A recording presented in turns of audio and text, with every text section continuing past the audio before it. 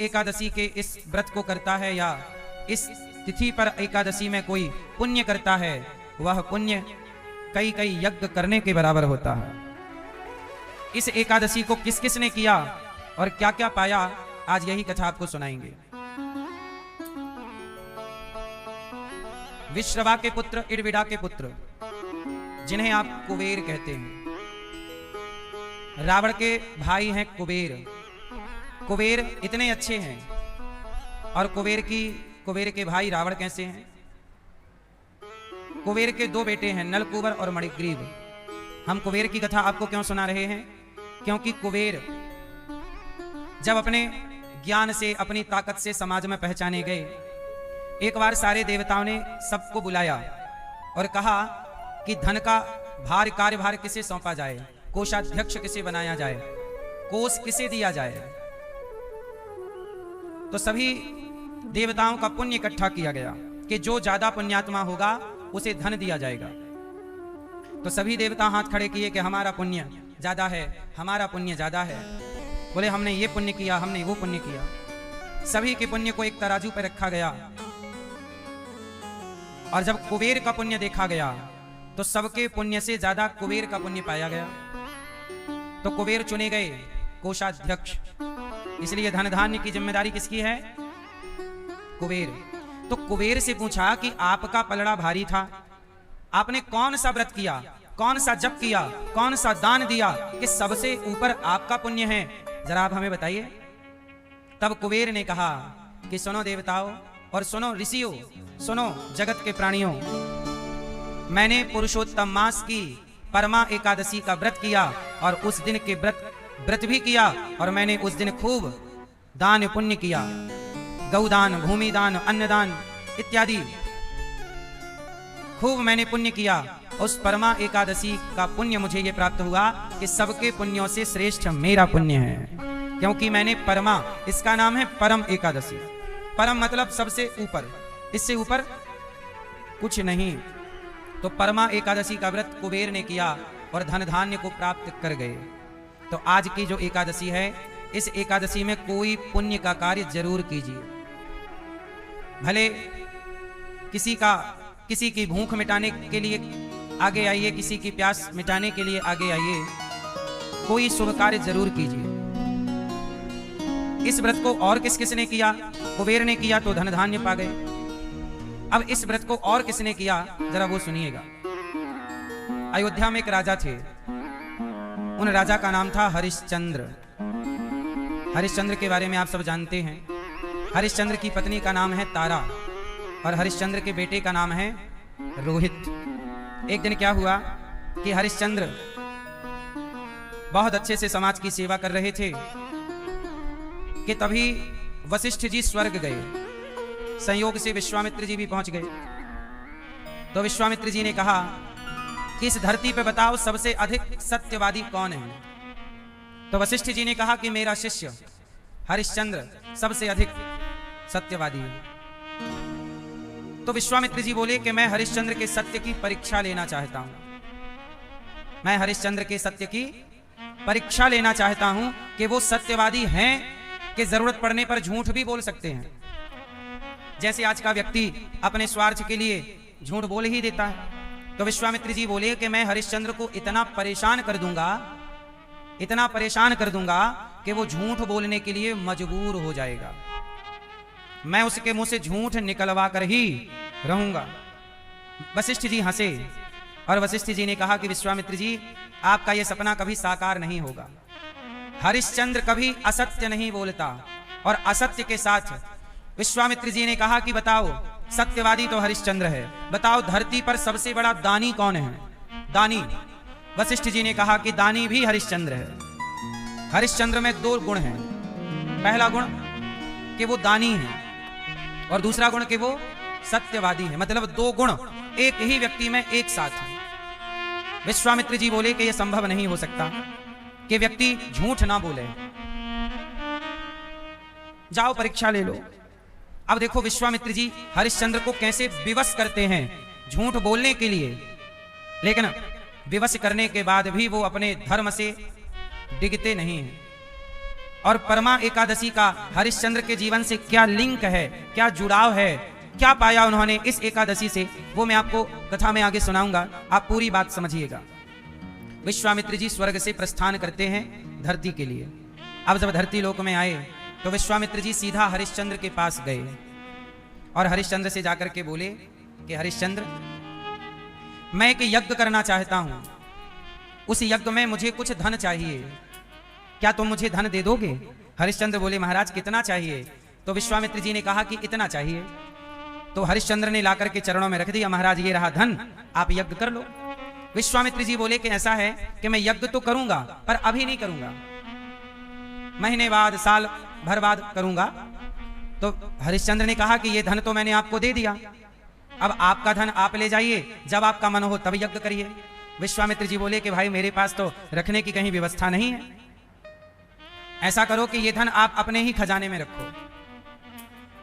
आप क्या करो, इसको अपने खजाने में रखो, जब मुझे जरूरत पड़ेगी तो मैं ये धन आपसे मांग लूंगा, आप दे देना।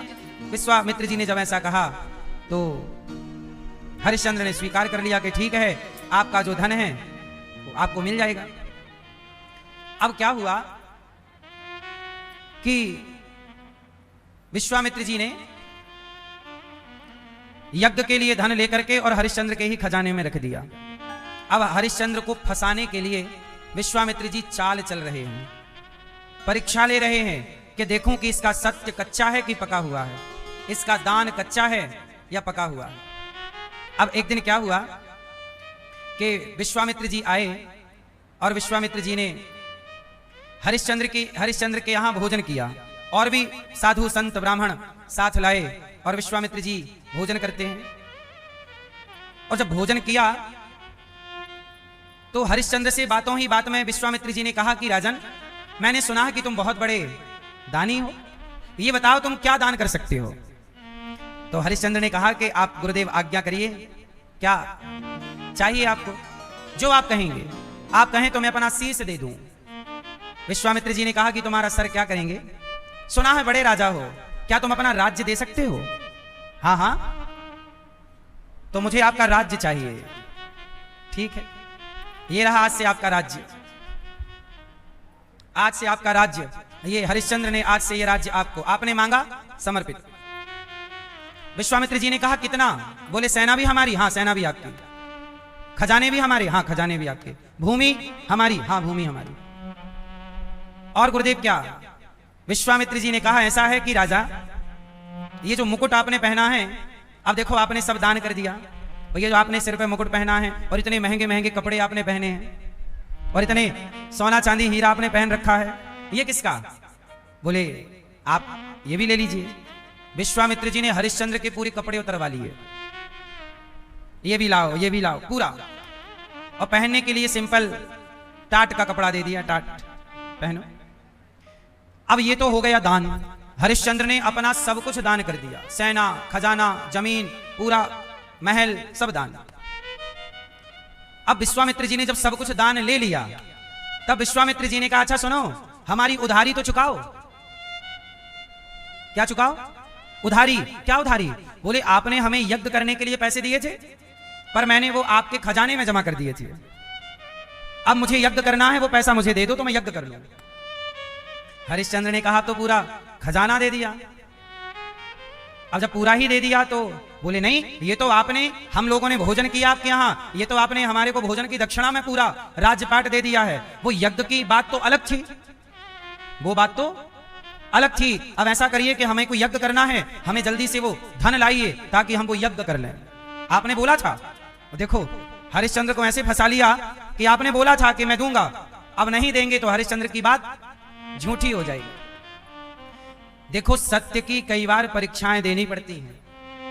दुनिया चाहती है कि आप झूठे हो जाएं, दुनिया चाहती है कि आप झूठ बोलें, लेकिन हरिश्चंद्र ने कहा कि गुरुदेव मुझे 1 महीने का मौका दीजिए, मैंने आपके यज्ञ के लिए जो धन का कहा था, आप उसके लिए मुझे 1 महीने का अवसर दीजिए। अच्छा ठीक है, जाओ हम तुम्हें 1 महीने का मौका देते हैं, क्या करोगे? बोले कमा करके देंगे। विश्वामित्र जी बोले खबरदार, हमारे राज्य में आप कहीं काम नहीं करेंगे, हमारे राज्य में आप किसी के घर जाके काम नहीं मांगेंगे और हमारी प्रजा से भी आप हेल्प नहीं मांगेंगे, वरना आप राजा थे, आपकी प्रजा में जान पहचान है, कोई भी आपको दे सकता है, पर आप हमारी प्रजा का धन नहीं लेंगे और हमारे नगर से निकल जाइए। लो, विश्वामित्र जी ने सारा नगर ले लिया, दान में सारा धन ले लिया और कह दिया कि यहां से निकलो। अब जरा सोचिए कि आपके घर में कोई कब्जा करके और आपको ही भगाए तो, पर देखो सत्य पर कितने अडिग हैं। दे दिया है तो दे दिया। हरिश्चंद्र अपनी पत्नी तारा को लेकर और 5 साल का बच्चा है रोहित, उसे लेकर के अपने राज्य की सीमा से बाहर गए तो उनके राज्य, अच्छा पूरी धरती में उनका राज्य था, कहां जाते धरती से बाहर? तब पता चला कि किसी भी राजा के राज्य में काशी नहीं आती, किसी भी राजा के राज्य में क्या नहीं आती? काशी। बोले काशी के राजा सदा भगवान शंकर ही हैं, वहां का राजा कोई नहीं हो सकता। काशी के राजा कौन? भगवान शंकर। वहां का राजा कोई नहीं हो सकता। सदा से काशी का कोई राजा नहीं रहा है, सदा से काशी के राजा भगवान शिव ही रहे हैं। हरिश्चंद्र बोले ठीक है, हम अपने राज्य की सीमा से निकलकर काशी चले जाते हैं। और हरिश्चंद्र को 1 महीने का टाइम था कि वो धन इकट्ठा करना है, जितना धन देने का कहा था। अब काशी आ गए हरिश्चंद्र। अब काशी में गंगा के किनारे रोहित, तारा और हरिश्चंद्र बैठे। 2 दिन 4 दिन निकल गए, हफ्ता निकल गया, काम बहुत ढूंढा, काम कहीं ठीक से मिला नहीं। वो काम मिलता भी तो भाई महीने का कितना मिलेगा? 5,000, 10,000, 50,000। पर वहां यज्ञ में देना ज्यादा था, यज्ञ में देना ज्यादा था और महीने में मजदूरी भी करते तो इतना भरपाई 1 महीने में तो नहीं हो पाता। ऐसे करते करते 25 दिन निकल गए। अब तो 5 दिन बचे हैं। ऐसे सोचते विचारते 26वां दिन, 27वां, 28वां, 29वां, आज महीने का आखिरी दिन है।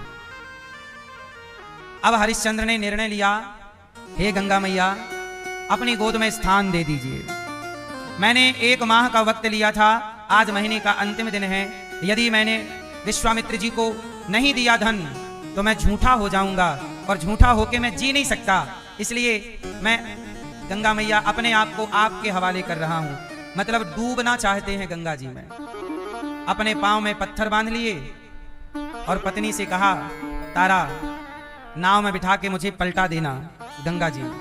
तारा बोली, स्वामी ये क्या कर रहे हैं आप सत्यवादी हैं। यदि आपने सारी जिंदगी सत्य बोला है तो आज वही सत्य आपकी रक्षा करेगा, आज वही सत्य आपकी रक्षा करेगा। धर्म और रक्षति रक्षिता। हरिश्चंद्र बोले, कोई रास्ता तो निकल नहीं रहा है, क्या करें? तारा बोली, स्वामी, तारा बोली कि स्वामी एक काम कीजिए, आप मुझे बाजार में बेच दीजिए, मुझे बेचने से पैसा मिल जाएगा, उससे आप अपना कर्जा चुका लेना और आपका धर्म बच जाएगा। जो वचन है वो टूटेगा नहीं, वाणी आपकी मिथ्या नहीं होगी।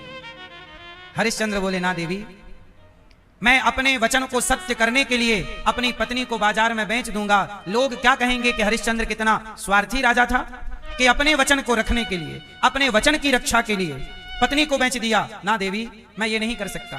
फिर तारा बोली, स्वामी मैं आपकी पत्नी हूं, पत्नी का भी तो कोई कर्तव्य होता है। तो मेरा कर्तव्य यह कहता है कि मैं अपने पति के प्राणों की रक्षा करूं, तो मैं अपने को बाजार में बेचकर और अपना जो भी बेचने का पैसा मिलेगा, मैं आपकी पत्नी हूं, मैं जितनी मदद कर सकती हूं मैं उतनी आपकी मदद करना चाहती हूं। पत्नी ने बाजार में खड़े होकर अपनी बोली लगाई, सुनो सुनो सुनो। लोग इकट्ठे हो गए। बहुत सुंदर थी तारा, भाई रानी है, महारानी है, अत्यधिक सुंदर, रूपवान। भगवान शिव की नगरी में खड़े होकर, सुनो। लोग आ गए, क्या हुआ? बोले, मैं बाजार में बिकना चाहती हूं, है कोई मुझे खरीदने वाला? लोग बोले, तुम क्या क्या कर सकती हो, किस पर्पस से बिकना चाहती हो? तब उन्होंने कहा कि मेरे पति को कुछ धन की जरूरत है, यदि आप मुझे इतना धन दे दें तो मैं आपके घर का झाड़ू, पोंछा, बर्तन, मालिश, आपके घर की सारी सेवा जो भी आप मेरे से कराएंगे, आपकी दासी बनकर आपकी सेवा करूंगी। अच्छा, उस बेचने खरीदने में चरित्र और बेचने खरीदने की बात नहीं थी। मतलब आप बेची तो जाएंगी पर आप काम करेंगी, बस झाड़ू पोंछा जो काम कराएंगे। आप कहेंगे तो तेल लगा देंगे पाँव में, आप कहेंगे तो पांव की मालिश कर देंगे, आप कहोगे तो भट्टी पे कोयला डाल देंगे, आप कहेंगे तो कुएं से पानी निकाल लेंगे, आप कहेंगे तो झाड़ू पोंछा भोजन बना देंगे। पर उस खरीदने में ये नहीं था कि चरित्र भी आप अपना बेच दीजिए। वहां चरित्र खरीदने बेचने की बात नहीं थी, वहां पर केवल काम के लिए बेचना है। किसके लिए? हम काम करेंगे आपके घर का, जो काम आप कहेंगे, जितना काम कहेंगे, आपकी सेविका बनकर, दासी बनकर, काम वाली बाई बनकर आपकी सेवा करें। अब एक पंडित जी ने हाथ खड़ा किया। हाँ सुनो, क्या नाम बताया तुमने? तारा। तारा, हाँ सुनो तारा, वो मेरी पंडितानी जो है ना थोड़ा बुढ़ी है, मैं भी थोड़ा बुढ़ा हो गया हूँ, घर का काम होता नहीं है और हमारी पत्नी बिस्तर पे ही ज्यादा रहती है। तुम ऐसा करो, तुम हमारे घर चल के उसका काम धाम कर लोगी, उसके कपड़े धुलना, हमारे सबके लिए भोग बनाना, भगवान जी का भोग, बगीचे से पुष्प लाना, झाड़ू लगाना, और पंडितानी के वो पांव में थोड़ा तेल लगाना पड़ता है, कर लोगी? तारा बोली स्वामी कर लूंगी। तो सुनो, हम तुम्हें इतना पैसा देंगे। एक निश्चित किया। अच्छा, तारा ने उतना ही पैसा बोला जितना उनके पति को वचन दिया था, विश्वामित्र जी को इतना दूंगा, उतना पैसा। पंडित जी बोले नहीं, मेरे पास इतना धन नहीं है, तुम जितना कह रही हो ना उसका आधा है, यदि इतने में तैयार हो तो चलो, वरना जाओ। पत्नी बोली कि मेरी कीमत पूरी तो नहीं मिल रही है, मतलब मुझे लाख रुपए चाहिए और मिल रहे हैं 50,000। तो तारा बोली कि ठीक है, मैं पत्नी की जितनी मदद कर सकती हूं, पूरी ना सही, आधी, क्योंकि आज का ही टाइम बचा है। तो पत्नी बोली ठीक है। तो पंडित जी से कहा कि ठीक है, आप हमें धन दीजिए, हम आज से आपकी दासी बन जाएंगे। पंडित जी लाए, धन दिया, पूरा का पूरा धन उठाकर तारा ने अपने पति हरिश्चंद्र के कदमों में रख दिया। स्वामी, मैं आपकी पत्नी आपके धर्म की रक्षा के लिए आपकी इतनी हेल्प, इतनी मदद कर सकी, ये आप लीजिए। हरिश्चंद्र अवाक रह गए, क्या करें। अब पंडित जी आए और तारा को पकड़कर ले जाने लगे। यहां पर थोड़ा ले जाने का ना जो है दृश्य, वो थोड़ा अलग प्रकार का है, बहुत विदीर्ण करने वाला है। कहो तो मैं वो सुनाऊं आपको। पंडित जी आए। अच्छा, यहां एक बात आप समझिएगा, ये जो पंडित जी है ना, जानते हो ये कौन है? ये पंडित जी कोई और नहीं, भगवान शंकर ही पंडित जी बनकर आए हैं। और वो जो पंडितानी हैं जो बीमार घर पे पड़ी हैं, वो कोई और नहीं है, वो माता पार्वती हैं। हरिश्चंद्र की परीक्षा लेने के लिए ये सारे लोग खड़े हैं कि देखें तो सही कि इसका सत्य डोलता है कि नहीं, इसका सत्य डोलता है कि नहीं। परीक्षा तो परीक्षा के हिसाब से होगी ना। तो जो पंडित जी ने तारा को खरीदा, वो साक्षात भगवान शंकर है। पंडित जी बनकर आए शिव की नगरी में। अब इतना धन कौन दे सकता था? शंकर ही दे सकते। शंकर जी आए। अब वहां लिखा है कि तारा के बाल पकड़ लिए और घसीट कर, तू आज से दासी है, चल। बड़ा जलीलता के साथ ले गए हरिश्चंद्र के सामने से, ताकि हरिश्चंद्र देखें कि मेरी पत्नी के साथ क्या हो रहा है। वो दौड़े तारा पर, दौड़ कर भी रुक गए, क्योंकि अब ये मेरी संपत्ति नहीं है, अब ये बिक चुकी है, बिक गई। अब जैसे ही तारा को पंडित जी लेकर गए तो छोटा बच्चा रोहित था, दौड़ पड़ा, माँ माँ, लिपट गया माँ से। माँ मुझे छोड़कर ना जाओ, माँ मुझे छोड़कर कहाँ जा रही हो? माँ ने कहा कि बेटा, आज से तेरे पिता ही तेरी माँ हैं और वही तेरे पालनहार हैं। बेटा, अब मैं तेरी माँ नहीं हूं, अब मैं पंडित जी की दासी हूं, अब मैं इनके अधीन हूं। बेटा, पंडित जी बोले ये बालक कौन है? बोले महाराज ये मेरा पुत्र है, आप कृपा करो तो इसे भी खरीद लो, ये भी आपका काम करता रहेगा, बगीचे से फूल लाता रहेगा, ये सब करता रहेगा। अच्छा ठीक है, मैं इसके थोड़े पैसे दूंगा। हाँ हाँ ठीक है। थोड़े से पैसे बच्चे के भी मिल गए और रोहित भी साथ में मां के चल पड़ा, तो बेटे का पैसा भी हरिश्चंद्र के पास आ गया। अब दोनों गए। अब तारा को जब पंडित जी घर ले गए तो पंडितानी बीमार पड़ी, चलो पांव दबाओ, चलो इनका मलमूत्र धो। अब बड़ी श्रद्धा से तारा रानी, जिसके यहाँ हजारों दासियां हैं, हजारों दास हैं, वो पंडितानी के पांव धो रही और मलमूत्र धो रही और सेवा कर रही, भोजन बना रही, पोंछा लगा रही, कुएं से पानी निकाल रही, उंगलियों में छाले पड़ रहे हैं पर काम। और शंकर जी भी परीक्षा ही ले रहे हैं, ये काम करो, वैसे करो, वैसे करो। अब हरिश्चंद्र का क्या हुआ वो सुनिए। हरिश्चंद्र ने देखा कि पैसा आ गया है, कुछ थोड़ा बचा है, बोले मैं भी क्या करूंगा, बिक जाता हूं। बाजार में खड़े हो गए, है कोई मुझे खरीदने वाला? तो एक डॉम आया। डॉम, ये डॉम कोई और नहीं था, साक्षात यमराज जी डॉम के रूप में आए थे हरिश्चंद्र को खरीदने। विश्वामित्र जी परीक्षा ले रहे हैं ना, तो परीक्षा में सब लोग उस साथ निभा रहे हैं। डोम आए, हे हरिश्चंद्र, क्या नाम है तुम्हारा? दास को हरिश्चंद्र कहे। अच्छा, तो हम डोम हैं, कितना पैसा चाहिए? तो हरिश्चंद्र को जितने की जरूरत थी उतना बोला। डोम ने कहा ठीक है, इतना पैसा लो। अब उसका हो गया पूरा पैसा। विश्वामित्र जी आए, आज का आखिरी समय था, चरणों में महाराज ये आपका जो मैंने वचन दिया था कि आपके यज्ञ के लिए इतना धन दूंगा, ये रहा इतना धन। उतना धन पूरा का पूरा हरिश्चंद्र ने विश्वामित्र जी के कदमों में रखा और विश्वामित्र जी के ऋण से हरिश्चंद्र सदा सदा के लिए उऋण हो गए। एक वो हरिश्चंद्र हैं कि अपने को बेच के भी दूसरे का ऋण चुकाते हैं, कर्जा चुकाते हैं, और एक आज का बेईमान इंसान है कि किसी से 5,000 ले लेता है तो देने का नाम नहीं लेता। मांगो तो कहता खा के भाग जाएंगे क्या, खा के भागे जा रहे हैं क्या। एक बात याद रखना मेरी माँ और मेरे नौजवान दोस्तों और मेरे पिता तुल्य बुजुर्गों, आपसे एक बात कहूं, किसी का 1 रुपए खा के मर मत जाइएगा। यदि 1 रुपए कर्जा खा के मर गए तो अगले जन्म में उसके घर का कुत्ता बन के आना पड़ेगा। ईश्वर की अदालत में न्याय है, किसी का खाए हो तो चुकाना तो पड़ेगा, चाहे कुत्ता बन करके चुकाओ। उसकी गली का, उसके घर का, उसके मोहल्ले का, उसके घर का नौकर बनना पड़ेगा। उसके घर में झाड़ू पहुंचा करके चुकाना तो तुम्हारे बाप को पड़ेगा। ईश्वर की अदालत में कोई भाग नहीं सकता। कहां जाओगे भाग के? इसलिए कहता हूं, मरने से पहले किसी का लेना देना शेष ना रखना। इसलिए कहता हूं, जितना चादर है उतना पांव पसारो। देखा देखी में कर्जा ना कर लो। कर्जा लेकर के घी पीना, कर्जा लेकर के गाड़ी खरीदना, जितना चुका सकते हो ठीक है। अड़ोसी पड़ोसी से पैसा लिया है, रिश्तेदार से पैसा लिया है, चुका देना। मर मत जाना, वरना उस पैसे के कारण आपको अगले जन्म में फिर आना पड़ेगा। वो आपकी मुक्ति में बाधा हो सकता है। मैया, आप ली हो किसी के पैसे वैसे? हाँ सही, किसी से 1 रुपया नहीं लिया? नहीं पीली मैया आप? भैया आपने पैसे लिए किसी के उधार? चुका रहे हो समय से कि नहीं? चुका देना। 1 रुपए खा के मत मरना। बात समझ में आ रही है? आप लिए हो? आपका लिया है कोई? अच्छा, उसके लिए वीडियो बना रहे हो, ये दिखाएंगे कि देख चुका दे वरना कुत्ता बनेगा। अभी आपके घर में कुत्ता है? जो आपके घर में कुत्ता है बड़ा ईमानदार है, कुत्ता वफादार होता है। ये कुत्ते कौन बनते हैं? जो आपका कर्जा खाया, भगवान उसको कुत्ता बनाते हैं कि भाई तब तो बेईमान हो गया था, अब कुत्ता होकर ईमानदारी दिखा। चल, इंसान होके तो बेईमान है, इसलिए कुत्ता वफादार होता है। क्योंकि इंसान होके जब आदमी गद्दार होगा तो उस इंसान को कुछ बना के सजा तो देनी पड़ेगी।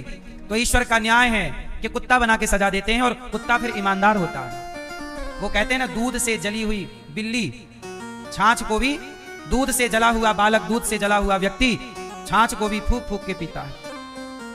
अर्थ ये निकला कि इंसान होके जब बेईमानी करता है तब भगवान उसे ईमानदार योनि में भेजता है, कुत्ते की। तो आपको कुत्ता बनना है तो किसी का कर्जा खा के मर जाना, अगले जन्म में सीट कंफर्म रहेगी, गली के पिल्ले बन के तुम ही आओगे। हरिश्चंद्र ने पूरा कर्जा चुकाया, हिसाब क्लियर। अब डोम ने खरीदा और कहा कि ये रहा शमशान। डोम क्या है? शमशान में जो भी मुर्दा जलने आएगा, जलने से पहले उसका जो भी टैक्स है, जलाने का, जलने का पैसा है, वो लिया जाएगा। हरिश्चंद्र को खाना क्या है?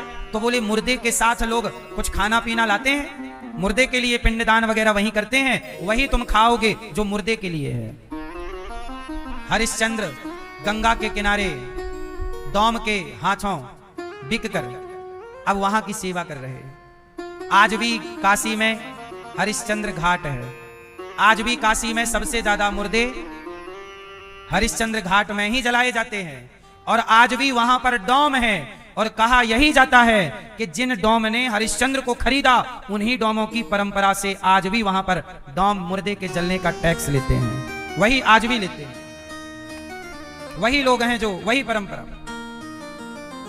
तो डोम आए, कहा कि ऐसे ऐसे काम। अब हरिश्चंद्र शमशान में रहने लग गए, जो भी पैसा आता वो अपने मालिक को ईमानदारी से देते। पहनते क्या? बोले कफन अपन वहां लोग छोड़ जाते, कफन पहनते, ओढ़ते। खाते क्या? जो वहां पर मुर्दे के नाम से लोग रख जाते, वही हरिश्चंद्र अपना खाते पीते रहते। पर अभी इतना ही नहीं था, आगे अभी और बाकी है। देखो जरा, इतनी कठिन भी परीक्षा हो सकती है। आपकी परीक्षा तो जरा, आपको तो जीवन में जरा कष्ट मिल जाए तो आपका धैर्य टूट जाता है, जरा सा संकट आ जाए तो आप भगवान को गालियां देने लग जाते हो। लेकिन हरिश्चंद्र इतने बड़े संकट में है, एक राजा शमशान में खड़ा है, मुर्दों वाला भोजन कर रहा है, धर्म के लिए, किसके लिए? सत्य के लिए, कि मेरे प्राण जाएं तो जाएं, मैं बिक जाऊं तो बिक जाऊं, पर मेरी वाणी झूठी ना हो। पहले एक आदमी इतना सच्चा था, और आज का इंसान देख लो, अपनी औलाद झूठ बोल देती है, औरों की क्या कहें। अब हरिश्चंद्र के साथ जो घटना घटी, वह आज तक के इतिहास में ऐसी घटना कभी नहीं घटी।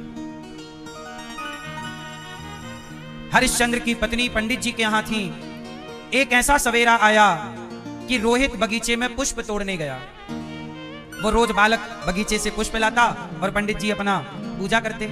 आज जब वो पुष्प लेने बगीचे में गया तो आज उसे काला नाग, अच्छा काला नाग कौन बना?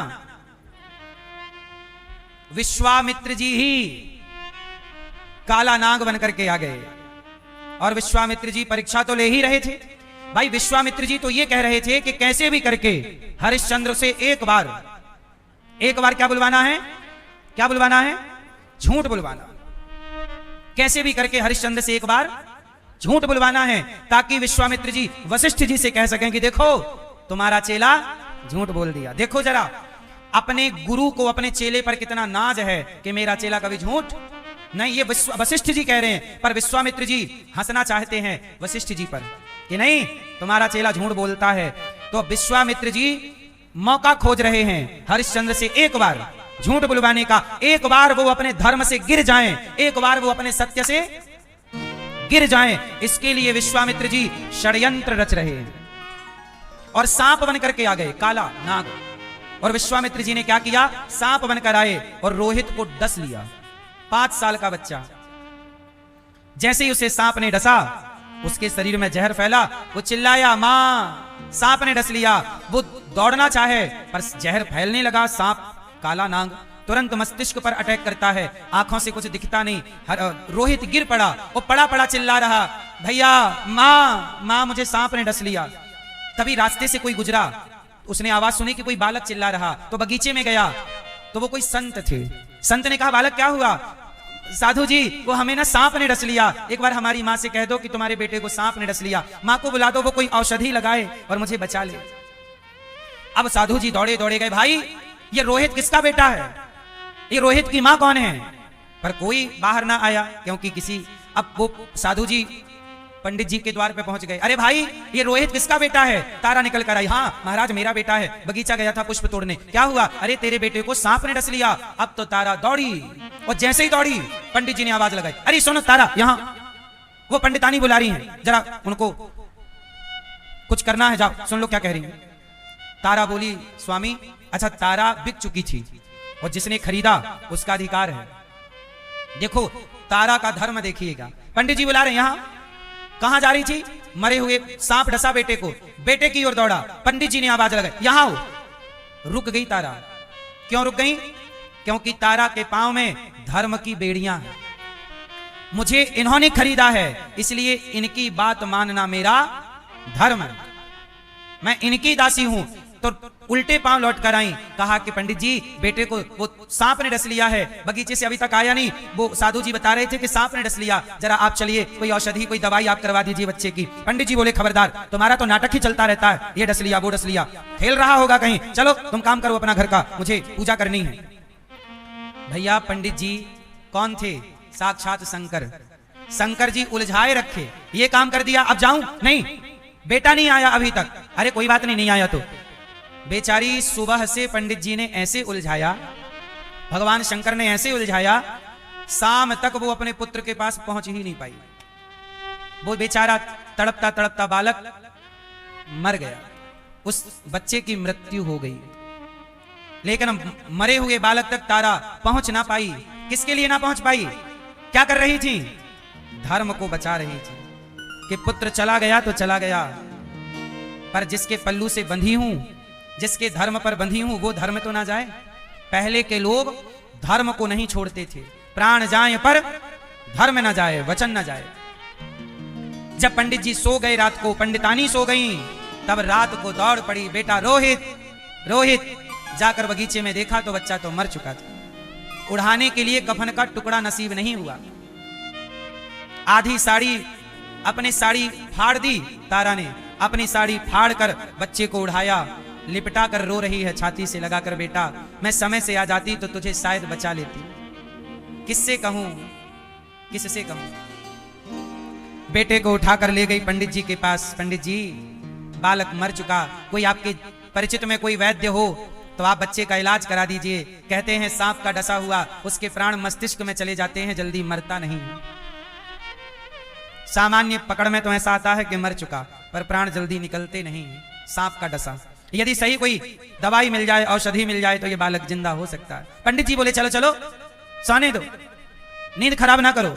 अरे सांप डस लिया तो क्या करें, डस ही लिया, अब कहां मिलेगा रात को वैद्य। वैद्य वो शंकर जी ही थे, बचाना चाहते नहीं थे। अभी परीक्षा का क्रम चल रहा है, परीक्षा में आपको ही निर्णय लेना है, उस समय कोई आपका सपोर्ट नहीं करेगा। परीक्षा ही इस बात की है कि आपका डिसीजन क्या है। आप धर्म पर रहते हैं कि धर्म का त्याग करते हैं। तारा चाहती तो पंडित जी की बात ना मानकर चली जाती औषधि लेने। जिस समय बेटा तड़प रहा था दौड़ के चली जाती कि मैं तुम्हारी बात नहीं सुनूंगी, मेरा बेटा संकट में है। पर नहीं, वचन से बंधी थी। किससे बंधी थी? वचन से। आजकल कहां ऐसे लोग हैं जो वचन से बंधते हों। आजकल तो लोग लोहे की जंजीर तोड़ लेते हैं, वचन का क्या है। आजकल कौन बचा है, वादा तोड़ देते हैं, वचन तोड़ देते हैं। पर इसलिए तो युगों युगों के बाद भी हरिश्चंद्र जिंदा हैं, तारा की कहानियां जिंदा है। क्यों? क्योंकि प्राण गए, पुत्र गया, पर धर्म को नहीं जाने दिया। किसका पुत्र नहीं गया, किसके प्राण नहीं गए, पर किसका नाम जिंदा है। जाना तो सबको ही है, लेकिन तारा और हरिश्चंद्र जिंदा है आज भी, क्योंकि सत्य पर धर्म पर चलने वाला समाज की प्रेरणा होता है, वो कभी मरता नहीं। पंडितानी आई, पंडित जी बेटे का इलाज करा दीजिए, मेरे पास तो पैसे भी नहीं है। पंडित जी ने कहा चलो नींद खराब ना करो, चलो इलाज करा दीजिए। अब तो मर गया, काय का इलाज होगा, जाओ जाओ कहीं, क्या करें इसका। अरे जाओ गंगा जी में डाल दो। अब तारा बोली कि यदि ऐसे ही छोड़ दिया तो वो लकड़ बग्घे खा जाएंगे, इसको गीदड़ नोच नोच के खा जाएंगे। अंतिम संस्कार तो करना ही चाहिए। तो एक माँ अपने बेटे को गोद में लेकर अब कहां चली? अंतिम संस्कार करने। कब चली? रात को। क्यों रात को? क्योंकि दिन में काम करना रहता है। चली। अब देखना, जब तारा चली तो संयोग देखना, तारा उसी शमशान में पहुंची। अच्छा, हरिश्चंद्र और तारा दोनों बिछड़ गए थे। हरिश्चंद्र को किसी ने खरीदा, तारा को किसी ने खरीदा। एक दूसरे का पता नहीं पता था कि वो कहां अब कभी मिलेंगे पति पत्नी, नहीं उम्मीद थी। पर देखो परमात्मा बड़े दयालु हैं। भगवान परीक्षा तो लेते हैं पर साथ हैं। अभी आपको आखिरी में पता चलेगा कि भगवान कहां कहां कैसे कैसे साथ थे। अब आपको मैं परमा एकादशी के बारे में जरा सा बता दूं कि जब तारा का बेटा जिस दिन रोहित को सांप ने डसा, वो तिथि परमा एकादशी ही थी। और संयोग से हरिश्चंद्र, पुरुषोत्तम मास की यही परमा एकादशी हरिश्चंद्र शमशान के किनारे थे, बिक चुके थे, पर वो व्रत करते थे। तो आज परमा एकादशी आई तो हरिश्चंद्र ने वो व्रत किया। और जब व्रत किया तो उस व्रत का प्रभाव क्या है? व्रत तो हो गया, और व्रत होने के बाद दिन भर व्रत किया और रात भर जागरण किया, भगवान का नाम चिंतन। अब हुआ क्या कि उसी रात तारा रोहित को लेके, रोहित का संस्कार करने शमशान पहुंची। और जब रोके शमशान पहुंची तो गंगा के किनारे तारा जोर जोर से रो रही हैं, बेटा बेटा। रात के एक स्त्री का रुदन सुन करके हरिश्चंद्र तो जाग ही रहे थे, आज एकादशी की रात्रि थी तो वो भगवत चिंतन कर रहे थे। देखो हरिश्चंद्र इतने बड़े भक्त थे, इतने बड़े दानी थे, इतने बड़े सत्यवादी थे, पर भगवान से शिकायत नहीं की कि भगवान मैंने तुम्हारी इतनी पूजा की और तुमने देखो ये दिन दिखाया। नहीं, समय तो सबका आता जाता है। हरिश्चंद्र ने कहा प्रभु जैसी आपकी मर्जी। देखो समर्पित भक्त कौन है? वो ये नहीं कहता कि ऐसा क्यों, समर्पित भक्त यही कहता प्रभु जो आपकी मर्जी, मैं तो आपकी मर्जी के पीछे हूं, जैसा आप दिन दिखाना चाहो, जैसा वक्त देना चाहो दे दो। अब तारा पहुंची और जोर जोर से रो रही हैं, बेटा। तब हरिश्चंद्र के कानों में किसी नारी का सुर गया, रोना। हरिश्चंद्र खड़े हो गए, लगता है कोई अबला नारी है। अच्छा, हरिश्चंद्र को नहीं पता था कि मेरी पत्नी रो रही है। चूंकि हरिश्चंद्र का भी हुलिया बदल गया, दाढ़ी बड़ी बड़ी हो गई, शमशान में रहते रहते मुर्दों के धुआं से शरीर काला पड़ गया। वर्षों बाद मिलन हुआ, यह घटना बिछड़ने के वर्षों बाद की है। तो तारा भी अब बिल्कुल सूख सी गई। पंडित जी के यहाँ खाना पीना पर्याप्त नहीं, काम काम काम काम, शरीर भी सांवला पड़ गया और सूख गई। अब दोनों एक दूसरे को पहचान पाएंगे इसकी संभावना कम है। तभी हरिश्चंद्र जी आए और आके कहा, देवी क्या हुआ, क्यों रो रही हो? तारा ने कहा, पुत्र के वियोग में रो रही हूं महाराज, पुत्र के वियोग में। क्या हुआ तुम्हारे पुत्र को? महाराज, मेरे पुत्र को एक सांप ने डस लिया। तब हरिश्चंद्र समझा रहे हैं, अच्छा, हरिश्चंद्र को नहीं पता कि ये मेरा ही बेटा मरा हुआ है और पत्नी मेरी है।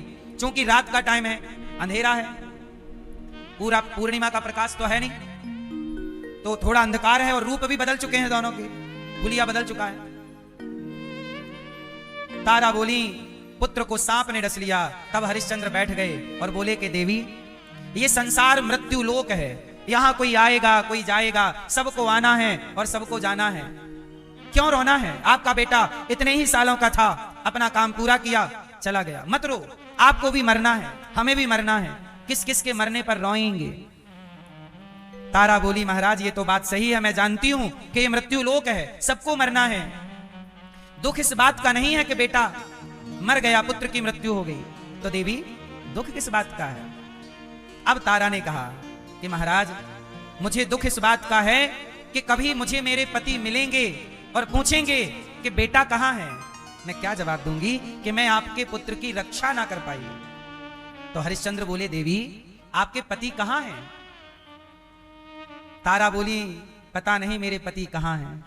अच्छा, तारा को क्या पता कि मेरे पति को किसने खरीदा, कहां है? देखो, दोनों की बात चल रही है पर दोनों एक दूसरे से अनजान हैं। तारा बोली, पता नहीं मेरे पति कहां हैं। तो हरिश्चंद्र बोले, अच्छा, तो आपके पति क्या आपसे नाराज होके कहीं चले गए? तारा बोली, ना महाराज, मेरे पति तो मेरे से अत्यधिक प्रेम करते हैं, पर समय ने, काल चक्र ने हम दोनों को अलग अलग कर दिया। ऐसी क्या मुसीबत आन पड़ी देवी कि आप दोनों अलग अलग हो गए? कहा, महाराज ये कहानी लंबी है। हरिश्चंद्र ने कहा, ये रात बड़ी लंबी है, अपनी कहानी ही सुना दो। तारा ने कहा कि हमारे पति का नाम हरिश्चंद्र है। अब हरिश्चंद्र के कान खड़े हो गए, हरिश्चंद्र है, हरिश्चंद्र तो मैं ही हूं। अब हाँ हाँ देवी, हरिश्चंद्र की पत्नी, क्या नाम है आपका? महाराज मेरा नाम तारा है, ये बच्चे का नाम रोहित। पता नहीं क्या हुआ, हमारे प्रेम में किसकी नजर लग गई और हमारे पति ने किसी को कुछ धन देने के कहा, पर वो धन हम दे ना पाए, इसके कारण हमें बाजार में बिकना पड़ा। मुझे किसी ब्राह्मण ने खरीदा, मैं काम करती हूं, पर मेरे पुत्र को सांप ने डस लिया। मुझे नहीं पता महाराज कि मेरे पति कहां चले गए। पता नहीं वो मुझे ढूंढ रहे होंगे, पर उन्हें क्या पता कि मैं कहां हूं। अब मुझे मेरे पति कब मिलेंगे? हे गंगा मैया, मुझे मेरे पति से मिला दो। एक बार तो कम से कम वो अपने इस पुत्र को देख लें कि अब उनका पुत्र इस धरती पर नहीं रहा। हरिश्चंद्र रो रहे हैं, ये मेरा ही पुत्र है, ये मेरी ही पत्नी है, ये मेरी कथा है। तब रोते हुए हरिश्चंद्र ने कहा कि तारा, गंगा मैया ने तुम्हारी पुकार सुन ली। क्या पुकार? अभी आपने कहा ना कि हे गंगा मैया, मुझे मेरा पति मिला दो। तारा, मैं ही हरिश्चंद्र हूं। गंगा मां ने तुम्हारी पुकार सुन ली, देखो मैं हरिश्चंद्र। अब तारा ने नजरें उठाई, देखा हुलिया क्या था। स्वामी आप चरणों में गिर पड़ी, पुत्र के मृत्यु का दुख भूलकर पति के इस हाल का दुख रोने लग गई। तारा, आपको क्या हुआ महाराज? आपको ये क्या हुआ? देवी, जो पैसा तुम्हारे से और पुत्र से आया वो पर्याप्त नहीं था, मुझे अपने को बेचना पड़ा। दाम ने खरीदा, शमशान में रहता हूं, वो पैसा पूरा करके दिया और कर्जे से मुक्ति मिली। अब तारा रो पड़ी और तारा रो रो कर कहने लगी, स्वामी मुझे क्षमा कर दीजिए। हरिश्चंद्र बोले, देवी किस बात की क्षमा? मैं आपके पुत्र की रक्षा ना कर सकी, मैं आपके पुत्र को बचा ना सकी, इस बात की रक्षा, इस बात की क्षमा कि मैं आपके पुत्र की रक्षा ना कर सकी। हरिश्चंद्र बोले देवी कोई बात नहीं, हर व्यक्ति अपनी उम्र लेकर आता है, यदि हमारे प्रभु को यही मंजूर है कि ये पुत्र जाए तो प्रभु दिया आपने था, आपने बुलाया, ले लो। अब तारा ने कहा स्वामी आप अपने हाथों से इसका अंतिम संस्कार कर दीजिए। तारा की बात सुनकर हरिश्चंद्र बोले देवी माफ करो, मैं इस बालक का संस्कार नहीं कर सकता। क्यों? मैं बिका हुआ हूं ना, डॉम ने खरीदा है, मैं इस बालक का संस्कार नहीं कर सकता। यहां का नियम है कि जो संस्कार करेगा उसे टैक्स देना पड़ेगा। यदि आप अपने पुत्र को यहां जलाना चाहती हो तो पहले टैक्स देना पड़ेगा। अपनी पत्नी से अपने बेटे के जलने का टैक्स मांग रहे हैं हरिश्चंद्र। यह है सत्य कि सत्य सबके लिए, मेरा काम यहां जलने का सबसे टैक्स लेना। बेईमानी नहीं कर सकता, भ्रष्टाचार नहीं कर सकता ना। मालिक ने जिसने मुझे खरीदा है उसे धोखा नहीं दे सकता। इतने ईमानदार, इतना ईमानदार कोई कैसे हो सकता है? विश्वामित्र जी परीक्षा ले रहे थे, पर विश्वामित्र जी भी हर समय साथ थे, अप्रत्यक्ष रूप में। ये देखना चाहते थे कि इनका सत्य कहां टूटा, इनका वचन कहां टूटा। वो विश्वामित्र परीक्षा लेने वाले रो रहे हैं। इतना सत्यवादी कैसे हो सकता है? तारा क्या तुम्हारे पास कुछ पैसे हैं कि तुम इसका टैक्स दे सको? तारा बोली मेरे पास कहां पैसा, मैंने तो आधी साड़ी फाड़ कर इसे कफन उठाया है, कहां पैसा आएगा मेरे पास। हरिश्चंद्र ने कहा तो एक काम करो, इस शमशान में इसे जला नहीं सकते, दफना नहीं सकते, तो क्या करें स्वामी? तारा गंगा जी हैं, ऐसा करो कि इस बालक को इसके पांव में पत्थर बांधकर, कमर में पत्थर बांधकर रस्सी से, और इसे गंगा जी में डाल दो। गंगा जी में विसर्जित करने का कोई टैक्स नहीं है, पर यदि इसे यहां अग्नि संस्कार करेंगे तो इसका एक टैक्स है, वो पैसा देना ही पड़ेगा।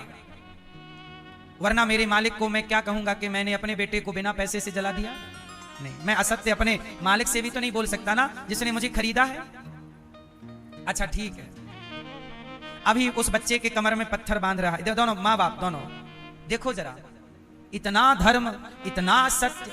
आज आपको इस कलयुग में ऐसे कोई 140 करोड़ लोग रहते हैं भारत में, 150 करोड़ रहते हैं, 150 करोड़ लोग रहते हैं। 150 करोड़ में एक आदमी आपको क्या हरिश्चंद्र की विचारधारा का मिलेगा? इतना ईमानदार? अरे ईमानदार तो लोग होते हैं, पर जब संकट आता है तो उनकी ईमानदारी बह जाती है।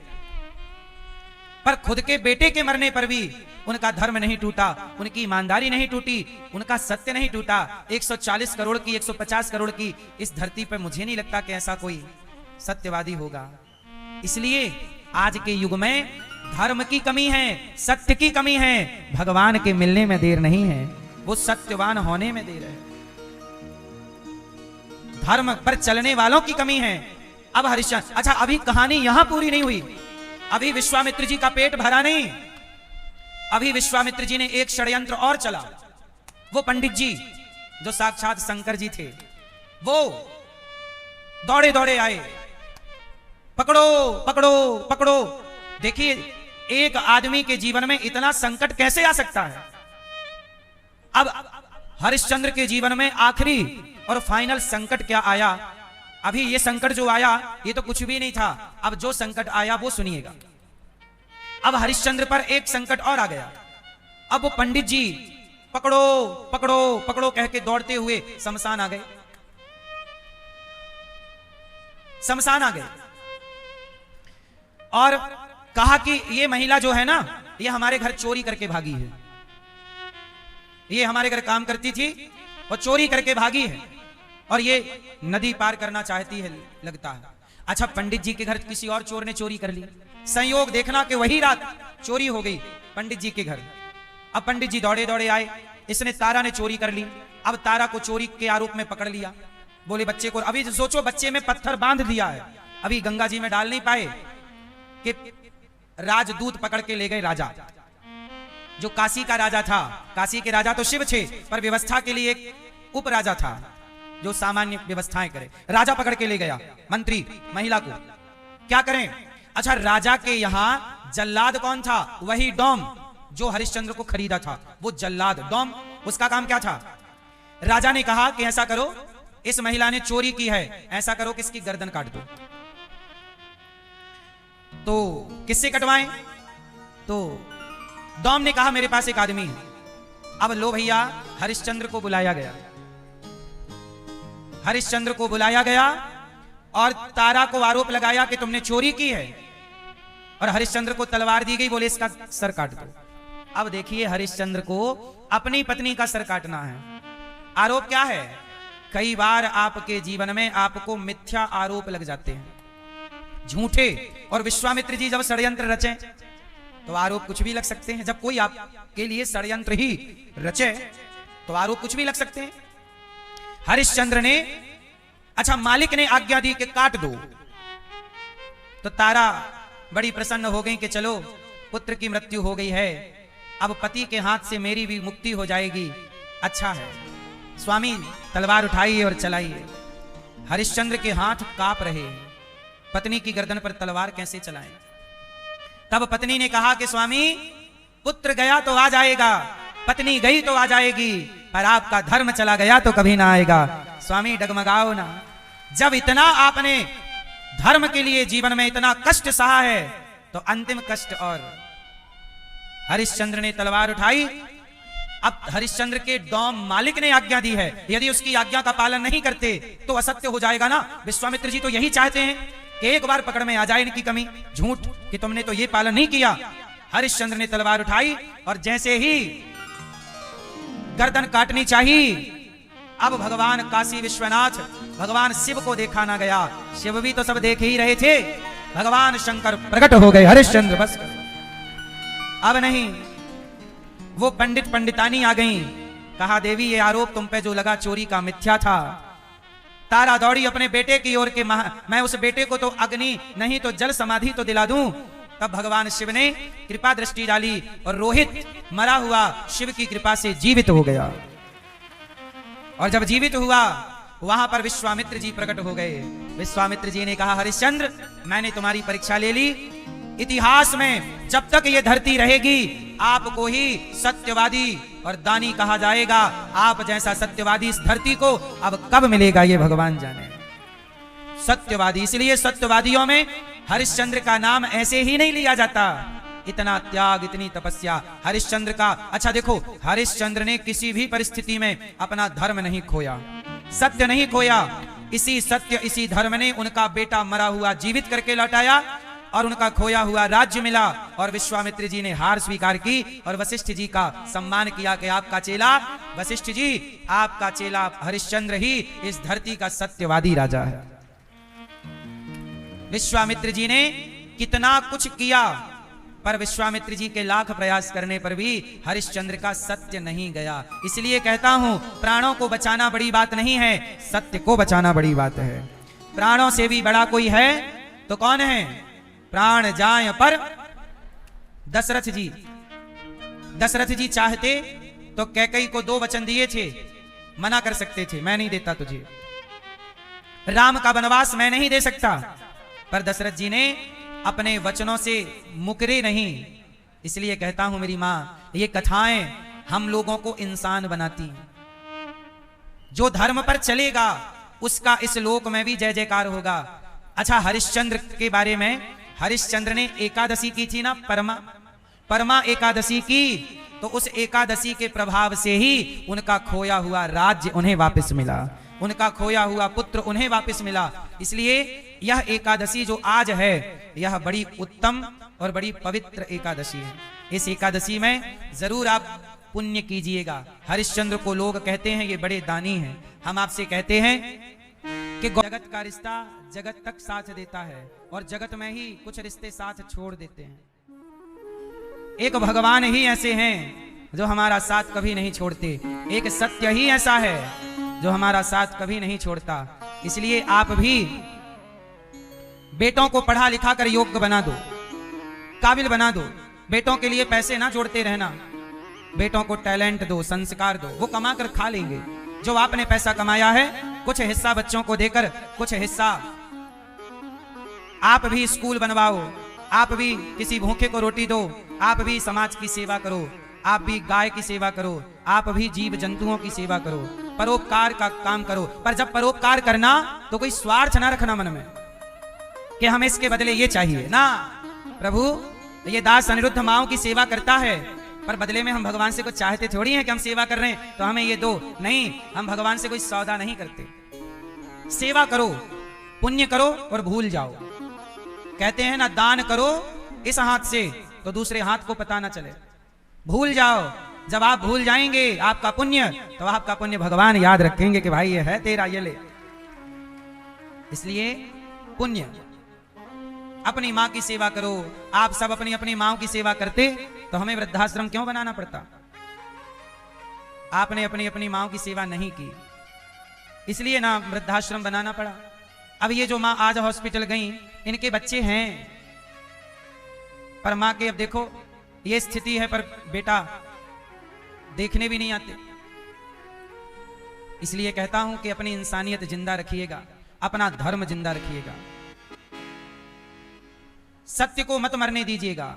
भगवान ने गीता में कहा, परित्राणाय साधूनां विनाशाय च दुष्कृतां धर्म संस्थापनार्थाय संभवामि युगे युगे। अपने उन भक्तों पर कृपा और दया करने के लिए भगवान बार बार आते हैं। परित्राणाय साधूनां। अच्छा, धर्म पर हानि जब जब हो, ये धर्म की हानि, बाढ़ें असुर अधम अभिमानी, तब तब धरी प्रभु विविध शरीरा।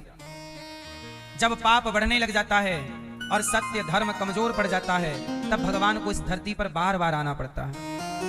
इसलिए कहता हूं कि आप भी सत्य और धर्म की रक्षा करिए। जब तक आप और हम कर सकते हैं तो कर लें, फिर भगवान को तो आना ही है। अच्छा, धर्म की हानि क्या है? धर्म की हानि कैसे होती है? किसकी हानि होती है? मैया, किसकी हानि होती है? धर्म की। कैसे होती है? जब आप जरूरत से ज्यादा स्वार्थी हो जाते हैं और अपने स्वार्थ में आप असत्य बोलते हैं, तब धर्म की हानि हो जाती है। जैसे राम जी अपने पिता की बात मानकर, मां की बात मानकर वनवास चले गए। इससे धर्म की हानि हुई कि नहीं हुई?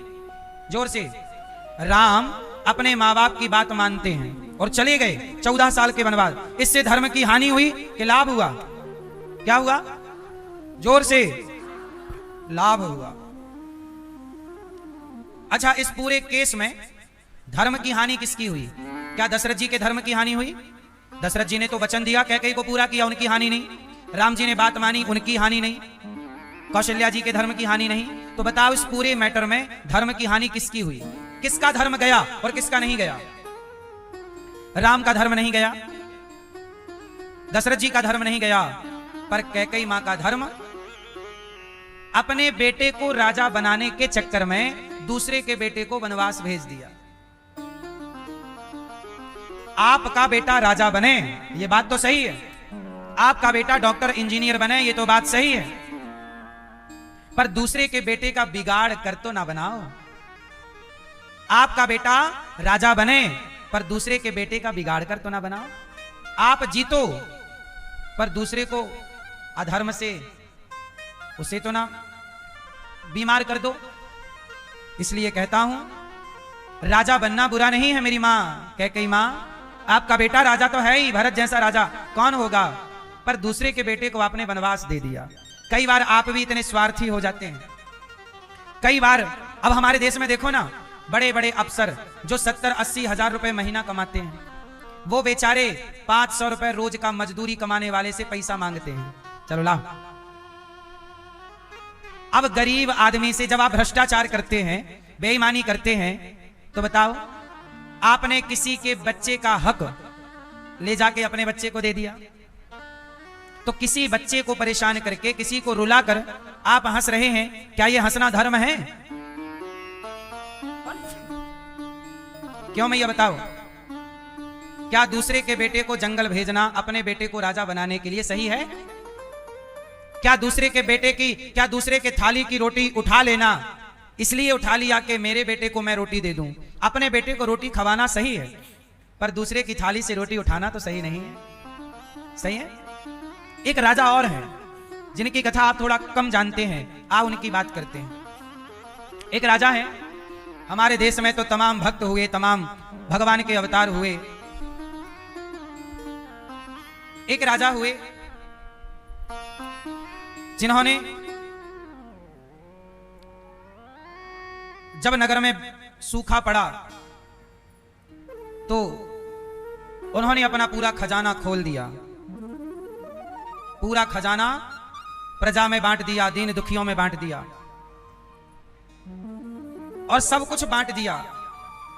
और स्वयं उस नगर में सूखा पड़ा, कुछ हुआ नहीं, सब नगर छोड़कर चले गए। तो राजा, रानी और उनका एक छोटा बालक, ये तीनों जंगल चले गए। अब जंगल में नदियों का पानी तो मिल गया, पत्ते फल फूल जितना मिला खाया, पर कभी मिल जाए तो कभी ना मिले। एक दिन क्या हुआ कि राजा रंती देव एक गांव में पहुंचे, वहां पर भंडारा चल रहा था। कोई एक व्यक्ति ने भोजन बंटवाया सबको। देखिए, जब आप भंडारा कराते हैं तो पता नहीं कौन कौन जरूरतमंद आके वहां ग्रहण करते हैं, हमें पता नहीं लगता कि ये जरूरतमंद है। इसलिए गौरी गोपाल में अखंड रसोई चलती है, 24 घंटे भोजन मिलता है। पता नहीं आधी रात को कब कौन भूखा जरूरतमंद यहां आ जाए, इसलिए 24 घंटे भोजन गौरी गोपाल जी की रसोई में चलता है। आज एकादशी थी, एकादशी है तो आज एकादशी में सबको व्रत वाला प्रसाद दिया गया, फलाहार, व्रत वाली खिचड़ी और पेड़ा, पेड़ा के पेठा, पेठा पेठा, तो सबको ये दिया जाता है। तो आप लोग रंती देव के बारे में सुन रहे हैं कि एक राजा हैं जो कि अपने राज्य को छोड़ चुके हैं, दूसरे नगर का आश्रय लिया। उस गांव में भंडारा चल रहा था, तो लाइन में राजा रंती देव भी लग गए। और जब ये लगे तो इनको भी मिला प्रसाद, थोड़ी सी खिचड़ी मिल गई, थोड़ा सी रोटी पूड़ी जो भी रही होगी मिल गई, पत्नी को भी मिल गया और बच्चा था इनका वो भी लाने में लगा उसी। मतलब तीनों को पेट भर भोजन आज मिला। अब तीनों अपना प्रसाद लिए और नदी के किनारे जाके बैठ गए, पेड़ की छांव में, वहां खाएंगे आराम से बैठकर। अब जैसे ही तीनों भोग लगाकर प्रभु का वो खाने वाले थे कि परीक्षा चालू हो गई। कितने दिन के भूखे थे जानते हैं? महीनों के भूखे थे, लगभग 2 महीने से भूखे थे पति, राजा, रानी और उनका बेटा। कितने महीने से? लगभग 2 महीने से। आज 2 महीने बाद भरपेट भोजन मिला है। और जैसे ही खाने वाले थे कि एक चांडाल कुत्ते लेकर के आ गया। और चांडाल बोला, एक व्यक्ति आया कुत्ता लेकर, कहा कि भैया हम बड़े भूखे हैं, 15 दिन हो गए कुछ खाया नहीं। जबकि राजा रंती देव कितने दिन के भूखे थे? 2 महीने। और सामने वाला क्या बोल रहा है? 15 दिन। राजा ने अपनी थाली खिसका दी, आप खाओ। आप देखो, खुद भूखे हैं पर दूसरे को खिला रहे हैं। पत्नी बोली, स्वामी आप ना खिसकाइए थाली, हमारी वाली आप भैया ले लो, ये खा लो। बच्चा बोला कि नहीं नहीं आप ये वाला। अब उस व्यक्ति ने कहा ऐसा करो आप तीनों दे दो, क्योंकि हमारे कुत्ते भी भूखे हैं, ये कुत्ता है ना ये भी भूखा। तीनों का भोजन वो आदमी कर गया और बचा हुआ कुत्ते खा गए। तीनों को फिर भूखा रहना पड़ा। तीनों गए नदी में पानी पिया और ईश्वर की ओर, भगवान की ओर देखकर राजा ने ईश्वर का धन्यवाद किया। तो वो व्यक्ति जो आया था भोजन लेने, चांडाल, उसने कहा कि आपने भगवान का धन्यवाद क्यों दिया? आप तो महीनों से भूखे हो, भगवान दयालु होते तो आपको भोजन ना देते।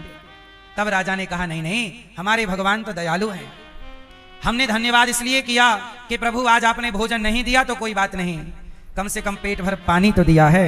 जो नहीं दिया उसकी शिकायत नहीं, जो दिया है उसका धन्यवाद तो कर दो।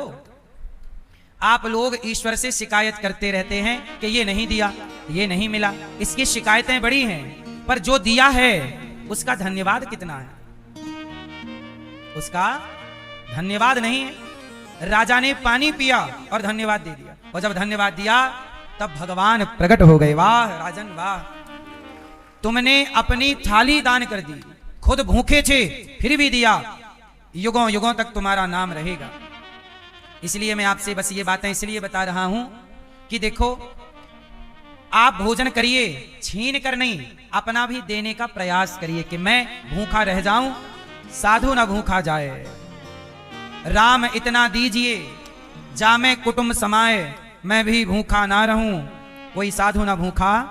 आपके द्वार से कभी कोई भूखा ना जाए, आप भी भूखे ना रहें, परंतु ये निर्णय लेना पड़े कि मेरे पास एक रोटी है और मुझे भी भूख लगी है और सामने वाले को भी भूख लगी है, तो अब ये निर्णय आपको लेना है कि वो रोटी मैं खाऊं या सामने वाले को खिलाऊं। जब व्यक्ति भूखा होता है ना, तो भूख भी लोगों को अंधा कर देती है। लोग टूट पड़ते हैं, दूसरे को धक्का मारेंगे, तू पहले नहीं मैं पहले। कई बार भंडारों में आपने धक्का मुक्की देखी होगी, खुद आगे आना चाहता है या चाहती है, दूसरे को तू पीछे रह। ये धर्म नहीं है। धर्म ये कहता है कि मैं सबसे बाद में खाऊंगी या खाऊंगा। इसलिए भारत की नारी सबसे बड़ी धर्मात्मा है। भारत की स्त्रियां इतनी बड़ी पुण्यात्मा हैं कि पहले पति को खिलाती हैं, पहले पुत्र को खिलाती हैं, पहले सास ससुर को खिलाती हैं, आखिरी में भारत की नारी स्वयं भोजन करती है। खिला करके खाने की परंपरा इस देश की परंपरा है। खिलाकर खाने की परंपरा इस भारत की परंपरा है मेरी मां। इसलिए एक रोटी है, आप भी भूखे हैं और सामने वाला भी, क्या करोगे आप कभी ऐसी स्थिति आ जाए तो? वही आपकी परीक्षा है। ये एक बात आप समझ लो, जब आपके जीवन में संकट आए, कष्ट आए, जब आपके दिन बुरे चलें, समझ लेना ईश्वर आपकी परीक्षा ले रहे हैं। प्रभु द्रौपदी के लिए आए तो हमारी लाज कौन बचाएगा? तेरी लाज नहीं जाने देगा, इतना तू जानना,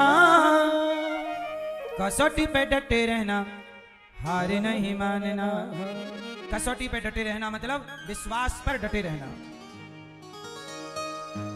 सच्चे प्रेमी नहीं होते हैं उदास, ये सांवरा जरूर आएगा। भगवान माना कि थोड़ा देर करते हैं, पर आते टाइम से ही। नानी बाई का मायरा भरने टाइम से आए, द्रौपदी की लाज बचाने टाइम से आए, अर्जुन को जिताने टाइम से आए। आते तो आपके लिए भी हैं, टाइम से आप पहचान ही नहीं पाते। हाँ, पता नहीं किस रूप में आकर नारायण मिल जाएगा। हाँ, पता नहीं किस रूप में आकर नारायण मिल जाएगा। पता ही नहीं कितनी बार आए होंगे, कितनी बार आए होंगे।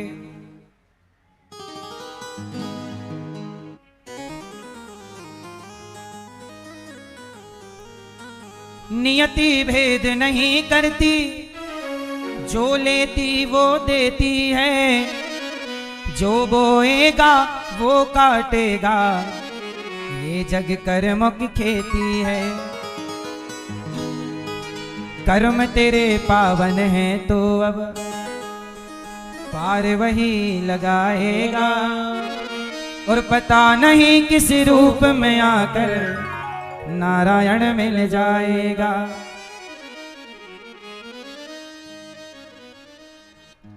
नेकी व्यर्थ नहीं जाती, हरि लेखा जोखा रखते हैं, औरों को फूल दिए जिसने उसके भी हाथ महकते हैं। नेकी व्यर्थ नहीं जाती, आपने जो नेकी की होगी वो कभी व्यर्थ, नेकी व्यर्थ नहीं जाती, हरि लेखा जोखा रखते हैं। भगवान सबकी अच्छी बुरी का आपने कितनी सेवा की, कितनी वृद्ध माओं का सहारा बने, कितना रोटी दिए, कितना मुट्ठी आपने अन्नदान किया। नेकी व्यर्थ नहीं जाती, हरि लेखा जोखा रखते हैं, औरों को फूल दिए जिसने उसके भी हाथ महकते हैं। आप किसी को पुष्प देंगे ना तो खुशबू आपके हाथों में आ जाएगी। कोई दीप मिले तो, है ना? कोई दीप मिले तो बाती, कोई दीप मिले तो बाती बन, तू भी तो किसी का साथी बन। दीप मिल जाए तो बाती बन जाना, और कोई भला मिले तो साथी बन जाना। मन मंदिर को कर ले सरोवर, मन में ही राम तू पाएगा। पता नहीं किस रूप में आकर नारायण मिल जाएगा। पता नहीं किस रूप में आकर नारायण मिल जाएगा। कान लगा के बातें सुन ले, सूखे हुए दस्तखतों की। लेता है भगवान परीक्षा सबसे प्यारे भक्तों की। एक प्रश्न है गहरा, एक प्रश्न है गहरा, जिसकी थाह लगाना है। एक प्रश्न इतना गहरा है कि भगवान, आप लोग कहते हो कि जो अच्छा काम करता है भगवान उसी की परीक्षा क्यों लेते हैं? अरे परीक्षा सबकी थोड़ी ली जाती है। जिसे हरिश्चंद्र बनाना होगा उसी की ना परीक्षा होगी, और परीक्षा के बाद क्या बनेगा? हरिश्चंद्र। अब इतने सारे भक्त यहां बैठे हैं, जिस पर कृपा करनी होगी उसकी परीक्षा चालू हो जाएगी, क्योंकि परीक्षा के बाद ही तो परिणाम आएगा।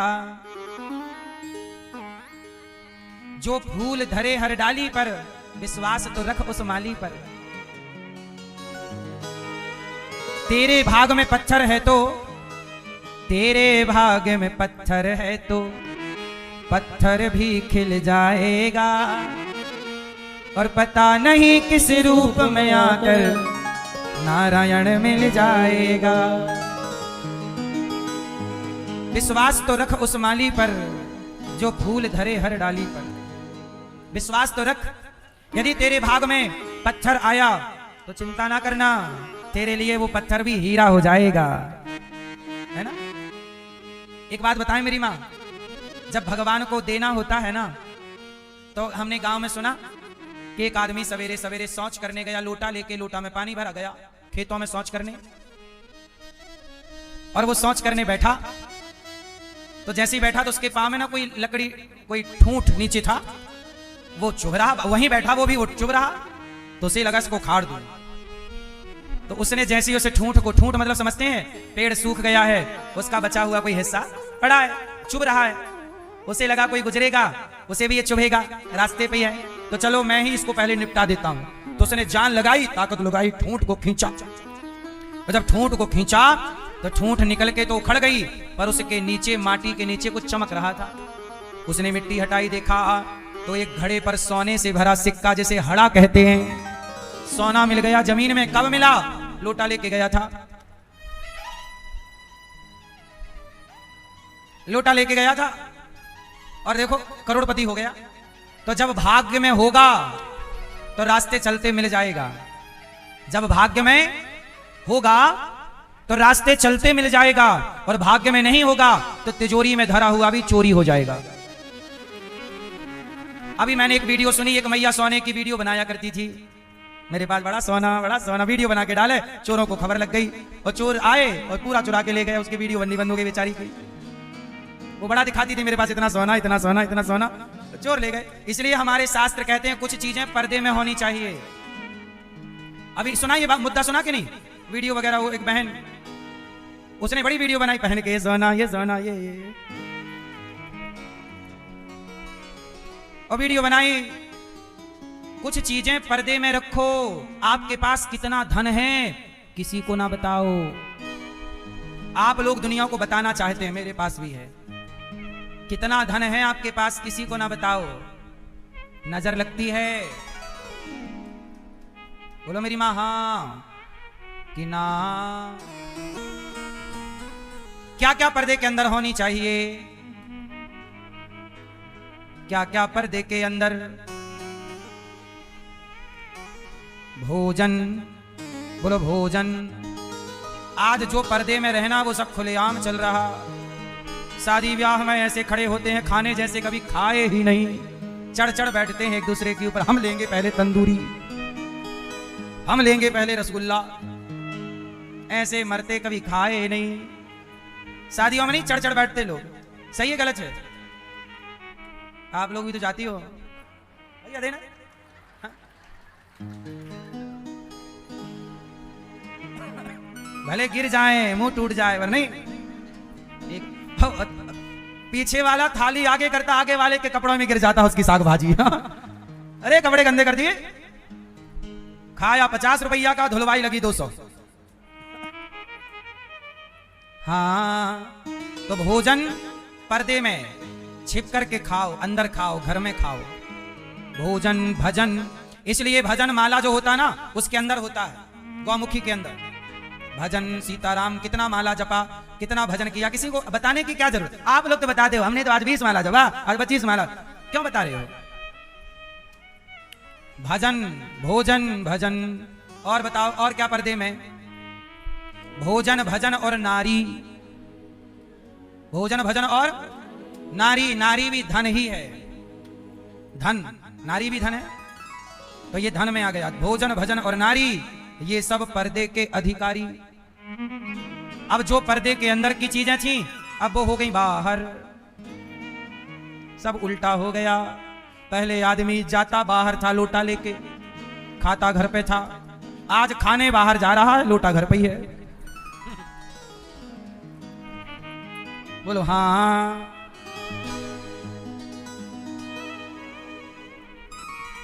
उल्टा है। देख तेरे संसार की हालत क्या हो गई भगवान।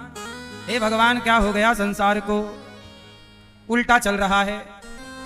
सीधी बात करो, समझ में नहीं आती। सूरज ना बदला, चांद न बदला, ना बदला आसमान, कितना बदल गया इंसान। देख तेरे संसार की हालत क्या हो गई भगवान, कितना बदल गया इंसान। अब देखो मैया, सोना पहन पहन के बना ही सोना चोरी। इसलिए धन को अंदर रखो, छिपा के रखो, ज्यादा दिखाने की जरूरत नहीं है। कुछ चीजें पर खूब पैसा कमाओ, खूब धन कमाओ, पर किसी को पता ना लगे। क्योंकि आप जब धन का प्रदर्शन करें। अच्छा, चोरों को कैसे पता चला कि मैया के पास सोना है? वीडियो बना के डाल दी, ये सोना, ये हार पति का, पति ने दिलवाया, ये सास ने दिलवाया, इतना। अब चोरों को लगा इसकी बात तो है। एक तरह से वो चोरों को निमंत्रण दे रही थी, आओ आओ आओ। चोर भी गरीब के यहां काहे को जाएगा? चोर पहले ये देखते हैं कि कहां ज्यादा है ना? आपके पास है सोना ज्यादा? इसलिए कुछ चीजें चुप बताने की नहीं होती हैं। बोलो हाँ। ज्यादा ना बताओ, वरना मोदी जी अभी बोले हैं खरीदो मत, अगले साल कह देंगे लाओ, तुम्हारे पास इतना है ले आओ। फिर इसलिए बताओ मत। मोदी जी को पता लग गए थे कि आप लोगों के पास 2.5 लाख रुपया है, तो नोट बंद करवा दिए। सब मैया ले जाके दे रही हैं, लो भैया क्या करेंगे नोटों का। वो नोटबंदी ना होती तो पति को पता ही नहीं लगता किसके पास पैसा है। मैया ने जो बचा बचा के रखा था, मोदी जी को पता लग गया कि है। मोदी जी ने कहा चलो लाओ। बोलो हाँ। तो पूरे चेंज कराने के चक्कर में पति को पता लग गया कि नहीं इतना है इसके पास, पूरा ले लिया, 0 बटा सन्नाटा रह गया। बोलो हाँ।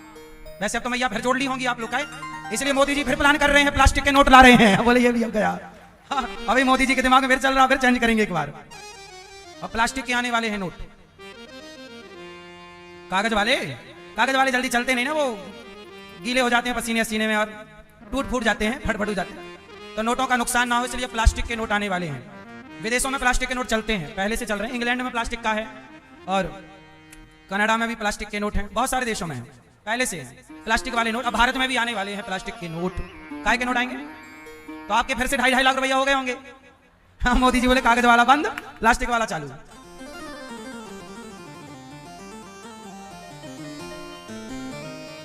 सही है कि नहीं? वैसे ठीक कर रहे हैं मोदी जी, नोट वोट बंद कर देते हैं तो ब्लैक मनी जो इकट्ठा होती है वो नहीं हो पाती। राष्ट्र हित के ये निर्णय अच्छे होते हैं, देश हित अच्छा है, राष्ट्र के हित में तो ये सब बातें ठीक हैं। बस मैयाओं का नुकसान हो जाता है ना, नहीं। लेकिन देश हित में ये निर्णय सही है, हर 5 साल में नोट बदल जाने चाहिए। सही तो बात ये है। हर 5 साल में नोट क्या हो जाने चाहिए, बदल। इससे क्या होगा, कोई काला धन इकट्ठा नहीं कर पाएगा। पाकिस्तान, अन्य देश नकली करेंसी, भारत में नकली करेंसी बहुत चलने लग जाती है, नकली नोट।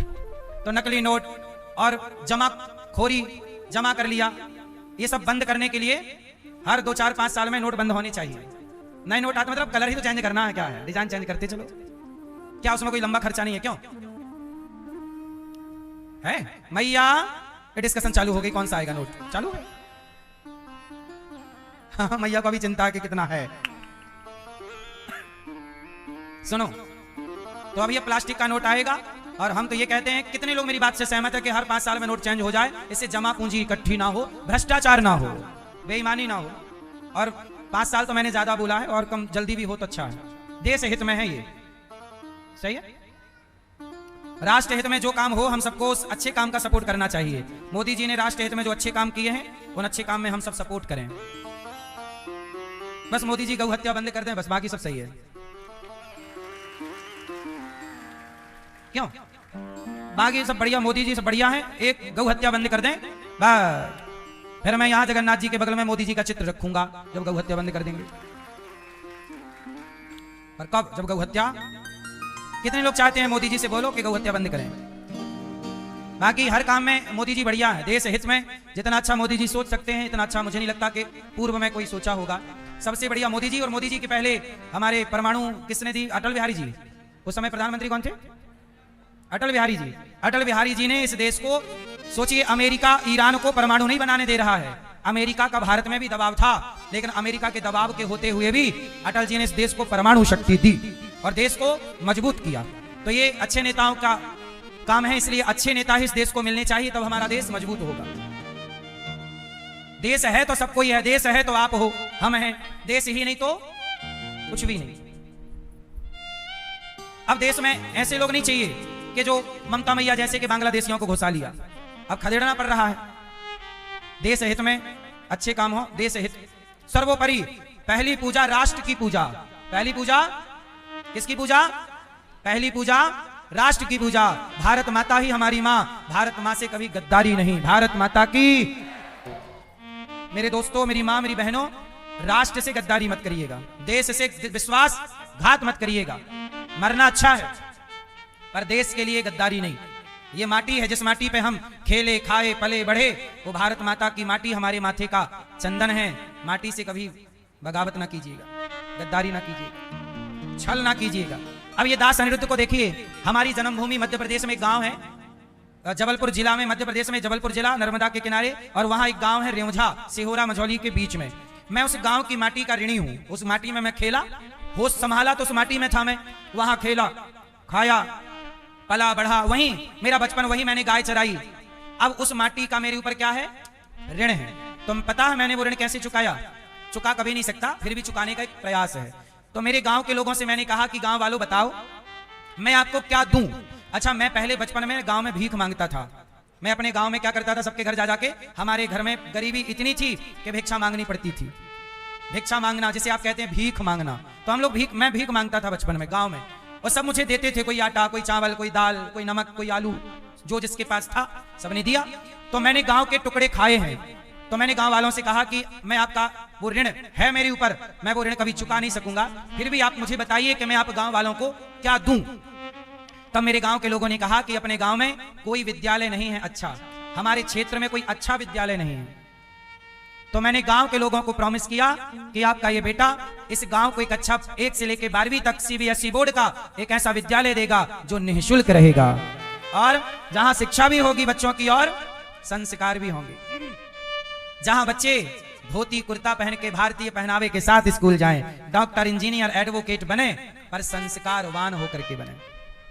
तो मैंने गांव के लोगों के लिए ये सोचा है। सही है मेरा सोचना कि गलत? ये क्या है? ये अपनी माटी का ऋण चुकाना है। क्या है ये माटी का? मैं अपनी माटी से गद्दारी नहीं करता, जिस माटी की खाता हूं उस माटी को वापस देने का प्रयास करता हूं। इसलिए आप भी अपनी माटी के प्रति ईमानदार रहो, पैसा कमाओ पर चुकाओ। इस देश की सेवा करनी है हम सबको, अपने अपने स्तर से करिएगा, अपने अपने स्तर से कीजिएगा।